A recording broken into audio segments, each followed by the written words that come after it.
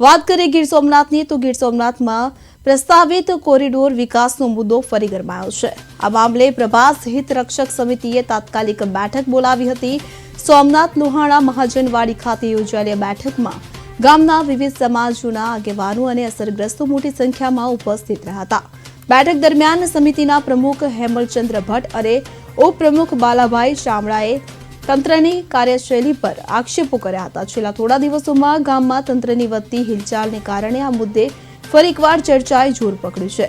તંત્રની કાર્યશૈલી અંગે વ્યાપક અસંતોષ જોવા મળતા ગ્રામજનોમાં નારાજગી પ્રવર્તી રહી છે।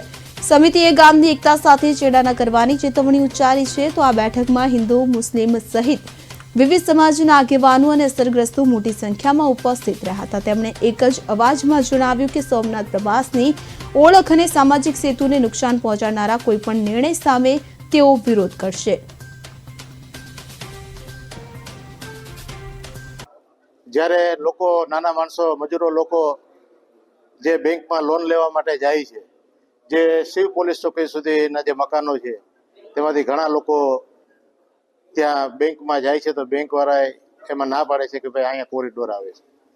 તે સોમનાથ ટ્રસ્ટ અને તંત્ર બેયની મિલી ભગત થઈ અને આ ગામને પ્રભાસ પાટણની પ્રજાને હેરાન કરવા માટેના થઈ અને પ્રયત્ન કરી રહ્યા છે, જેથી ગામના લોકોને પ્રભાસ પાટણની જે એકતા સાથે રાખીને જે હિતરક્ષક સમિતિ બનાવવામાં આવી છે, એના ક્યાંક ને ક્યાંક એકતાથી જોઈને વહીવટી તંત્ર છે એ ઢીલું પડ્યું અને 3 મહિના સુધી આ વાયરસ છે એ અહીંથી દૂર રહ્યો હતો। પરંતુ 10 દિવસથી વહીવટી તંત્ર દ્વારા આ કોરિડોર નામના વાયરસને સાથે રાખી અને